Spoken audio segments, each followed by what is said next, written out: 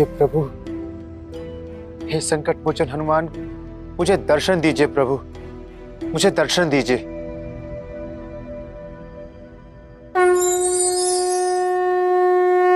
आंखें खोलो तुलसीदास।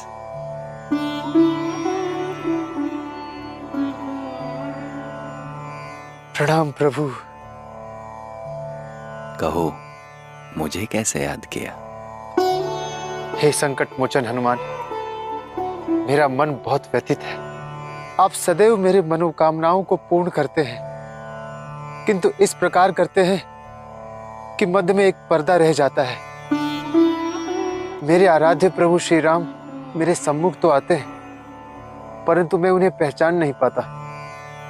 वे दर्शन देने हेतु अपने वास्तविक स्वरूप में मेरे समक्ष क्यों नहीं आते हैं प्रभु? इसके पीछे भी कारण है तुलसीदास। कारण?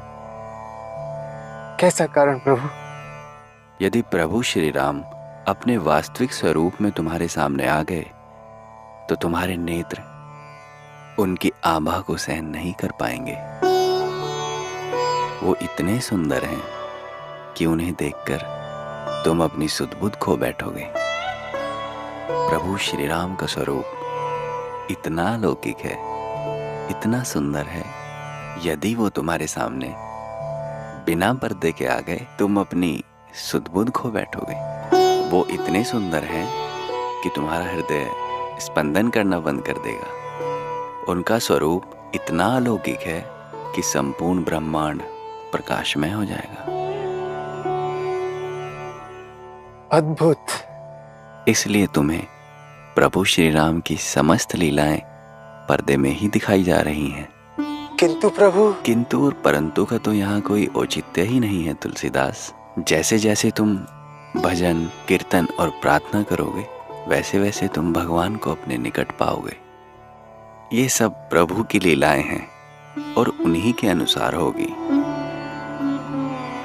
और दिन प्रतिदिन इसी तरह तुम्हें उनकी सभी लीलाएं देखने को मिलेगी। प्रभु, आपकी सभी बातें मुझे स्वीकार हैं, किंतु कोई ऐसी युक्ति, कोई ऐसा उपाय बताइए जिससे मेरे आराध्य मेरे सम्मुख आए तो मैं उन्हें पहचान सकूं, और न सिर्फ मेरे बल्कि किसी भी भक्त के सम्मुख आए तो उन्हें पहचान सके। अभी बारंबार प्रभु मेरे सम्मुख आते हैं और मैं उन्हें पहचान नहीं पाता। युक्ति तो है तुलसीदास। यदि तुमने उसे अपना लिया तो कभी भी भगवान को पहचानने में भूल नहीं होगी। तुम्हें समझना होगा कि प्रत्येक मनुष्य में भगवान है और प्रत्येक मनुष्य को भगवान ही समझना है। यदि यह तुम समझ गए तो कभी भी भगवान और भक्त के बीच पर्दा नहीं रहेगा। मैं आपका आश्रय समझ गया प्रभु। आज के पश्चात मैं सभी में प्रभु श्री राम के ही दर्शन करूंगा। यदि तुम्हारी शंकाओं का निवारण हो गया हो तो क्या मैं प्रस्थान करूं तुलसीदास? अवश्य प्रभु। अब मैं भी चित्रकूट से प्रस्थान करूंगा। प्रभु श्री राम के दर्शन के लिए आपने ही मुझे चित्रकूट आने के लिए कहा था। आपकी कृपा से मुझे प्रभु श्री राम के अनेकों रूप और लीलाओं का दर्शन प्राप्त हुआ, और आपने मुझे ईश्वर को पहचानने की ऐसी युक्ति बता दी कि मेरा जीवन धन्य हो गया। अब मैं पुनः काशी जाकर अपने आराध्य का ध्यान करूंगा, उनकी भक्ति में डूब जाऊंगा। तुम अपने जीवन से अनेकों के जीवन धन्य करने वाले हो तुलसीदास। आपको बारंबार प्रणाम।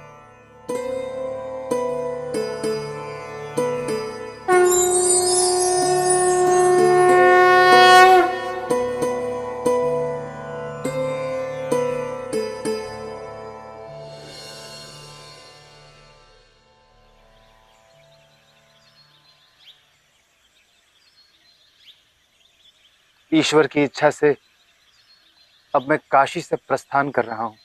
यदि चित्रकूट पुनः आगमन हुआ तो आपसे अवश्य भेंट होगी। महात्मन, आपका सानिध्य मात्र कुछ दिनों के लिए हमको मिल पाए। यदि कुछ दिन और रुककर अपनी सेवा का अवसर प्रदान कीजिएगा भगवान। संत किसी स्थान पर अधिक समय तक कहाँ रहते हैं, इसीलिए तो उन्हें रमता राम कहा जाता है। जहां राम जी ले जाएं वहीं रम जाते हैं। ईश्वर की इच्छा हुई तो पुनः भेंट होगी। अब आज्ञा दीजिए। पता नहीं अब हमें ये सौभाग्य मिलेगा भी कि नहीं। हमें आपके स्वरूप में ईश्वर का रूप दिखाई देता है। आप सब में ईश्वर का वास है। हर प्राणी में ईश्वर का वास होता है। इसी एक भावना से सबका कल्याण है। अब मुझे आज्ञा दीजिए।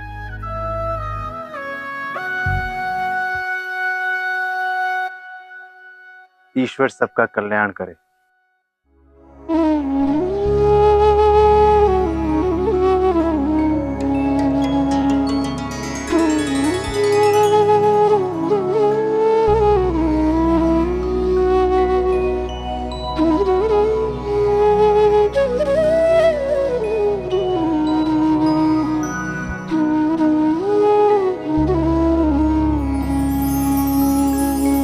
राम दरस कर चित्रकूट से,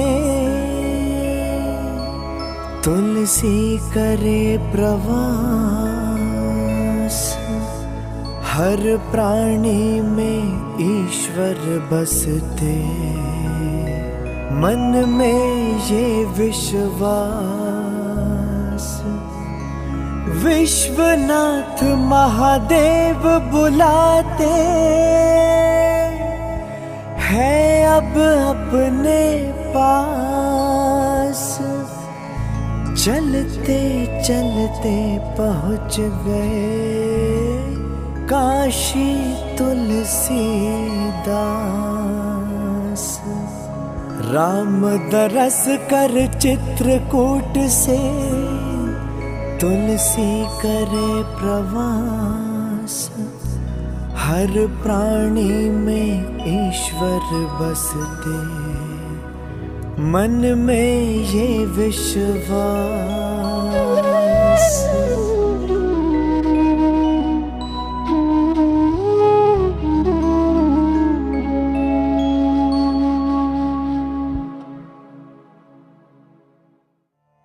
महात्मन, जब मैं चित्रकूट जा रहा था, आप बहुत चिंतित थे, इसलिए मैं पुनः आपके पास आ गया हूं। मेरे लिए तो आपका पुनः इस कुटिया में पधारना परम सौभाग्य है महात्मा। कदाचित ये भी ईश्वर की ही इच्छा है महात्मा, कि मैं पुनः काशी आ गया हूं। सत्य कह रहे हैं। अब आप विश्राम कर लीजिए। मैंने आपकी आवश्यकता की सभी वस्तुएं इस कुटिया में रख दी। अति उत्तम। अब मुझे आज्ञा दीजिए।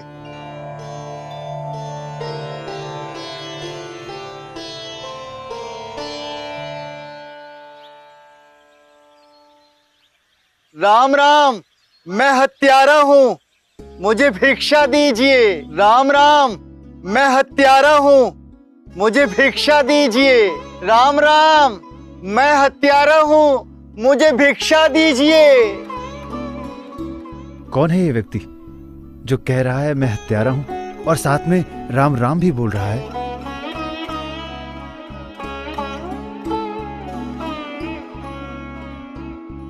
मैं हत्यारा हूँ, मुझे भिक्षा दीजिए। राम राम, मैं हत्यारा हूँ, मुझे भिक्षा दीजिए। मैं हत्यारा हूँ, मुझे भिक्षा, मैं हत्यारा हूँ, मुझे भिक्षा दीजिए। कौन है आप और इस प्रकार भिक्षा क्यों मांग रहे हैं? मेरा नाम विप्रचंद है। मुझसे हत्या का घोर अपराध हुआ है। मैंने जब मुनियों से, ज्ञानियों से और ब्राह्मणों से इसके निराकरण का उपाय पूछा तो उन्होंने मुझसे कहा कि तुम्हें 68 तीर्थ स्थानों की यात्रा करनी होगी और जब भी भूख लगे भिक्षा मांगना, किंतु सर्वप्रथम भगवान का नाम लेना और भीख मांगते समय यही कहना कि मैं हत्यारा हूं, राम राम, मैं हत्यारा हूं, मुझे भिक्षा दीजिए। तो आप कब से यात्रा कर रहे हैं? कई महीनों से मैं ये तीर्थ यात्रा कर रहा हूं और आज काशी पहुंचा हूं। विद्वानों के अनुसार इस पाप के निवारण का कोई अन्य उपाय नहीं है। उनका कहना है कि अपना पाप अपने मुख से कहने से कट जाता है और साथ में तीर्थों और महात्माओं के दर्शन करने से पाप का क्षय होता है और राम नाम भी पाप को काटने का सर्वोत्तम उपाय है। इसीलिए मैं अपने प्रायश्चित के लिए तीनों उपाय कर रहा हूं। अब आपके पापों का क्षय हो चुका है। अब आप स्वयं को हत्यारा कहकर संबोधित मत कीजिए। आप क्या कह रहे हैं महात्मन? मुझसे विप्रजनों ने कहा था कि इस पाप से मुक्त होने के लिए मुझे कई तीर्थ स्थलों की यात्रा करनी होगी और अभी तो मैंने 3-4 तीर्थ स्थल ही संपन्न किए हैं। मैं इतनी सरलता से पाप मुक्त कैसे हो सकता हूं? विप्रचंद जी, आप मेरी कथन का विश्वास कीजिए। समस्त संसार में राम नाम से बड़ा कुछ भी नहीं। 2 अक्षर का ये नाम समस्त पापों का नाश करने वाला है और आप राम नाम का ही तो जप कर रहे हैं। अब आपको ईश्वर के निकट जाने के लिए राम नाम जपने की आवश्यकता है, अपने पाप काटने के लिए नहीं। अब आपको प्रायश्चित करने की कोई आवश्यकता नहीं। मेरे कुटिया में चलकर भोजन ग्रहण कीजिए।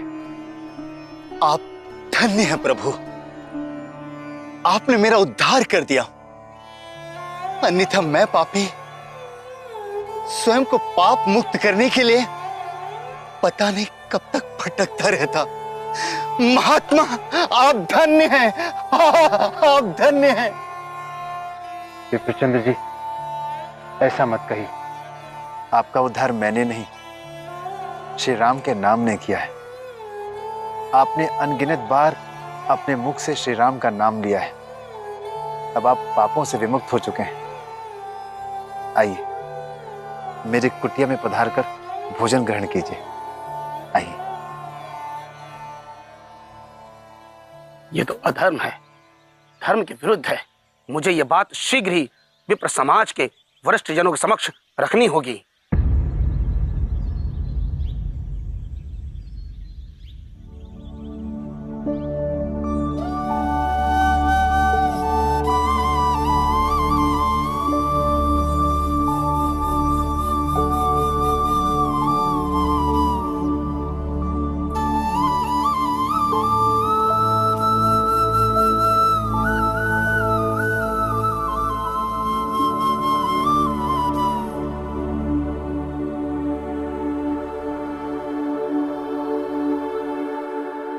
ये तो घोर अपराध और धर्म के विरुद्ध है। गोस्वामी तुलसीदास हमारी धार्मिक भावनाओं के विरुद्ध जाकर ऐसा करेंगे, ये तो कदापि नहीं सोचा। अरे पंडित जी, जैसे ही मैंने सुना, मैं तो शीघ्र ही आपके पास चला आया। आप काशी में विप्र समाज के मुखिया हैं, आपको इस विषय पर उचित निर्णय लेना ही होगा। हाँ पंडित जी, ये हमारी कई युगों की न्याय व्यवस्था है और यदि इसके विरुद्ध कोई जाएगा तो हम कदापि सहन नहीं कर सकते। उचित कहा आपने। गोस्वामी तुलसीदास को इसका परिणाम भुगतना ही होगा। हम सब उनके निवास पर चलते हैं। अभी विप्रचंद भी वही होगा। उचित कहते हैं आप, शीघ्र ही उनके यहाँ पर चलते हैं। चलिए। बहुत स्वादिष्ट भोजन था महात्मन। मुझे तो जीवन में ऐसा याद भी नहीं कि कभी मैंने ऐसा भोजन पूर्व में किया था। मैं आपका सदैव ऋणी रहूंगा। ये मेरा नवजीवन है। आपके जीवन में पूर्व में जो कुछ भी घटित हुआ है उसे आप भूल जाइए।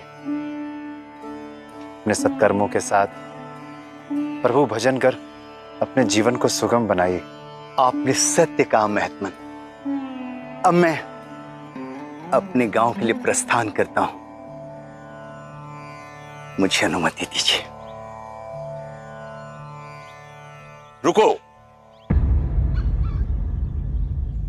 आप कहीं नहीं जा सकते। आपने हमारी धार्मिक आस्था और सनातन न्याय व्यवस्था के ऊपर कुठाराघात किया है। मैंने ऐसा क्या किया?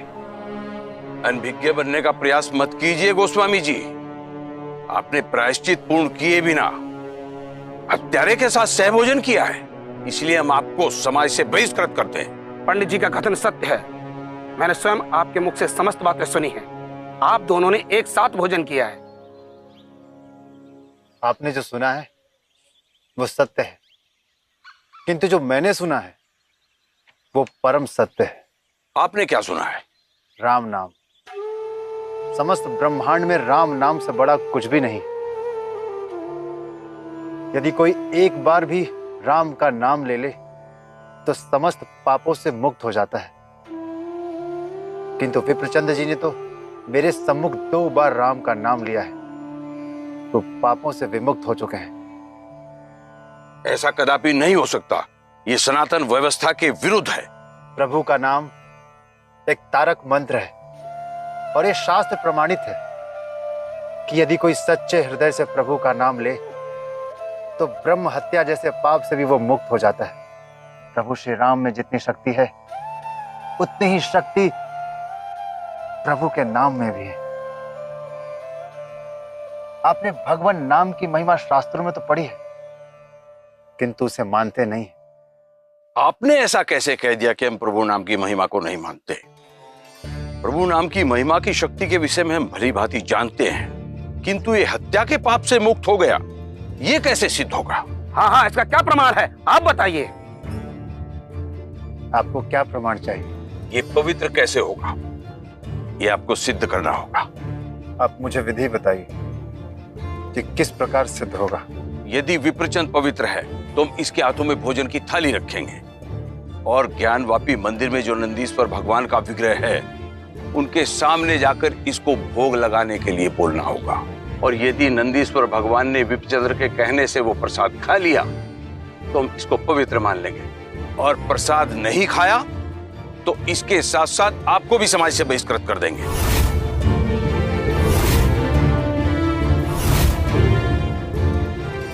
मुझे स्वीकार है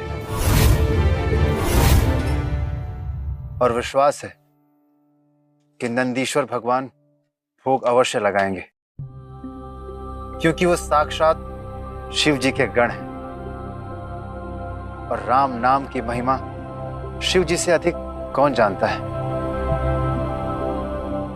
आपके लिए वो केवल एक मूर्ति होगी, किंतु मेरे लिए वो साक्षात शिव जी के गण हैं।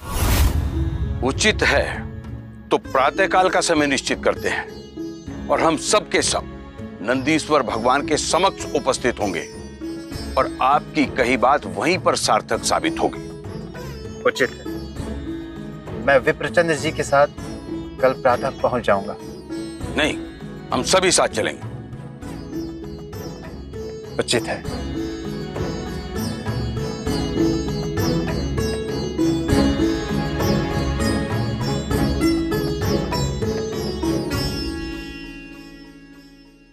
पंडित जी, इस बात से हम आपका आशय समझ नहीं पाए। भगवान नंदीश्वर के समक्ष गोस्वामी तुलसीदास की बात तो असत्य सिद्ध होगी। भला एक मूर्ति भोग कैसे ग्रहण कर सकती है? इसीलिए तो मैंने प्रामाणिकता का ऐसा आधार रखा है कि तुलसीदास कल ही काशी के समस्त विद्वानों के सामने अपमानित भी होंगे और असत्य भी सिद्ध होंगे। परंतु पंडित जी, इससे हमें क्या लाभ होगा? लाभ? काशी के समस्त विप्र समाज के मान प्रतिष्ठा और सम्मान के लिए ये अत्यंत आवश्यक है। गोस्वामी तुलसीदास की लोकप्रियता धीरे धीरे बढ़ती ही जा रही है। यदि ऐसा ही रहा तो भविष्य में हम सबके सामने बहुत बड़ा संकट उत्पन्न हो सकता है, जिसका निवारण करना आज ही अत्यंत आवश्यक है। आप सत्य कह रहे हैं पंडित जी। हमें अपनी प्रतिष्ठा बनाए रखने के लिए ऐसा करना आवश्यक है। उचित कहा आपने। तुलसीदास बाहर से आए हुए ब्राह्मण हैं और हम कई वर्षों से यहाँ रह रहे हैं। हमारी कई पीढ़ियों ने यहाँ धीरे धीरे मान सम्मान प्राप्त किया है। कोई बाहर से आकर हमारा अधिकार छीनने का प्रयास करेगा और हम चुपचाप रहेंगे, उसके लिए भी कोई उपाय आवश्यक है। परंतु पंडित जी, एक बात समझ में नहीं आ रही। ज्ञानवापी में नंदेश्वर भगवान का विग्रह रूप है, वो भला भोग कैसे ग्रहण कर सकती है? और तुलसीदास जी इस बात को जानते हुए भी हमारे प्रस्ताव का विरोध नहीं कर रहे। इसी को कहते हैं विनाश काले विपरीत बुद्धि।